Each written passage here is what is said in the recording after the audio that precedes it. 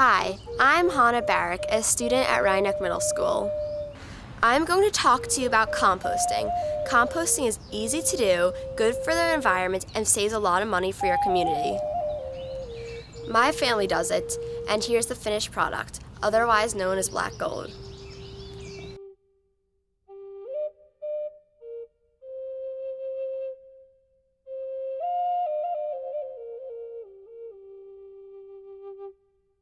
This is my compost system here, and when I moved here I decided we took down some railings on the house when we were remodeling, so rather than throw all the old railings away, Michael and I made sort of what is now sort of collapsing frames for the compost bins, and I made a series of 5 so that I could turn one into the other.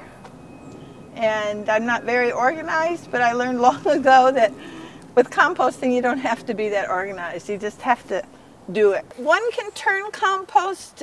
Some people who are really into this turn it every few weeks.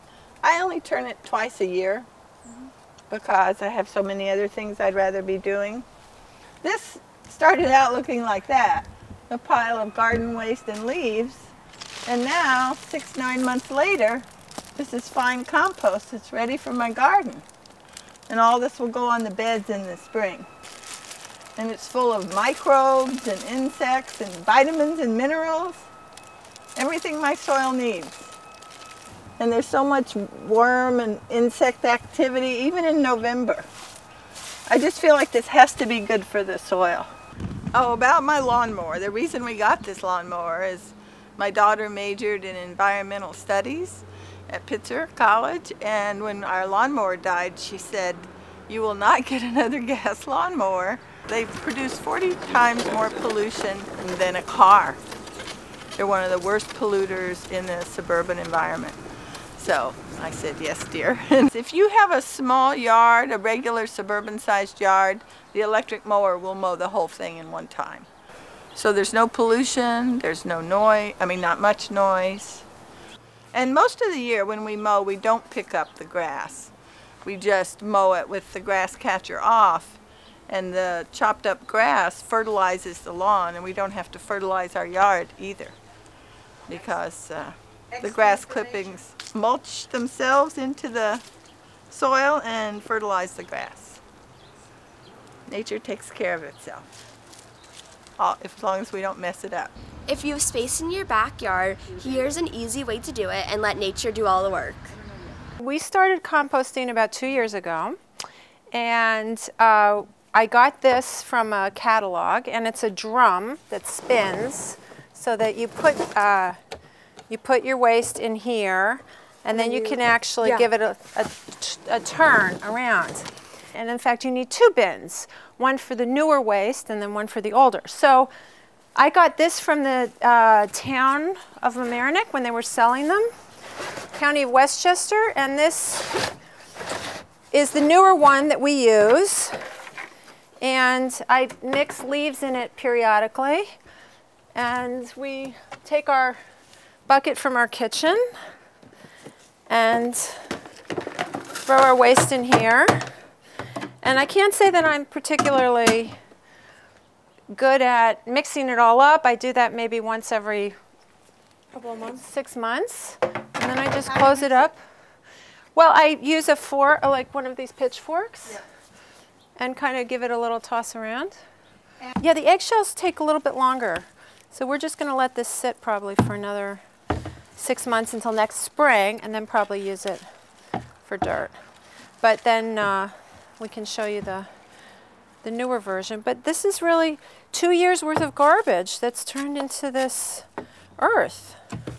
Yeah, so this needs a lot of cooking, so to speak. But I am firmly convinced it will all be soil by next year. So we're sort of in the how to make this as simple as possible route. So yeah. For those of you who need a smaller solution, all you need is a bin like this.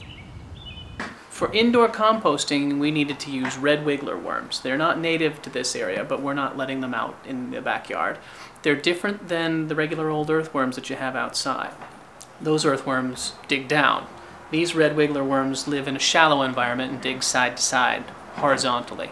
So this is the species that does well with indoor warm weather composting.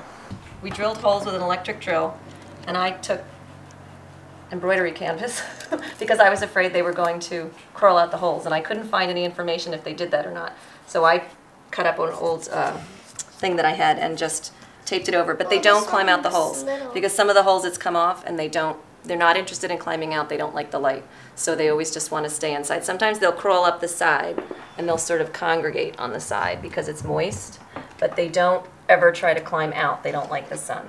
We can't really use the dirt for anything, and we give it to our grandmother and she puts it in her garden. But they're very low maintenance. You go on vacation, we'll leave them for a week or two. They'll go for weeks without, if you don't want to feed them. This one is a lot they're bigger fine. than this one. And they're fine in the heat because we don't have air conditioning up here, and they're fine. Right. We take the scraps from dinner preparation and we'll put them in like a little Tupperware something or other in the refrigerator until it's time to feed. If anybody's really concerned about it, I think the thing that most people are worried about is, will people know you have worms when they come into your house? And the truth of the matter is people don't know. We have them underneath our kitchen table. They stay in storage, and when people come in, if they know we have worms, they don't know where we have worms. They can't find them by nose. So the folks who know about it, but you would not find it on your own by saying, I think it would smell like garbage. It really smells like wet earth. It smells clean, wet earth. Okay, why don't you put it down? It's been a nice science experiment too. Yes, for the we've kids. learned all about worms. I mean, we certainly came at it from wanting to do something, wanting to throw away less, wanting to be more economical and ecological in what we had. But it has been something, you can tell she's learned a lot from it by the fact that she's just rattling off worm facts. As you can see, composting is easy and a perfect solution for any living situation. Like Lake Charles says, nature takes care of itself if you let it, so go make that black gold.